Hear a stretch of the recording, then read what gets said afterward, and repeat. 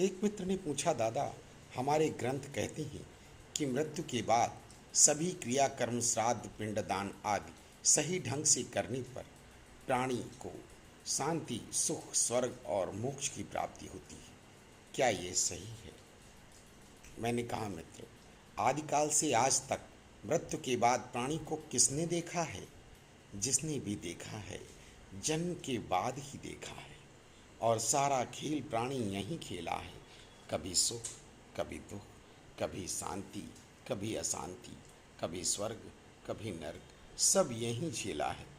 अब रही बात मोक्ष की, तो पहले समझ तो लो कि मोक्ष है क्या। असल में तुम्हारे विचारों का समाप्त हो जाना ही मोक्ष या निर्वाण है, वह भी ध्यान और साक्षी भाव के द्वारा। यदि प्राणी चाहे तो इस जीवन में ही मोक्ष प्राप्त कर सकता है। अब तुम ही निर्णय करो कि जो चीज़ प्राणी प्रत्यक्ष रूप में स्वयं प्राप्त कर सकता है, तो इसके लिए मृत्यु की क्या आवश्यकता है? क्योंकि मृत्यु के बाद के क्रियाकर्म आदि सांसारिक दिखावे और सांसारिक लोगों के लिए हैं। इनका प्राणी से कोई संबंध नहीं है। वह तो अपने कर्मों और अपनी प्रारब्धों के द्वारा अगली यात्रा पर निकल जाता है, और तुम जीवन भर लकीर पीटते रहते हो।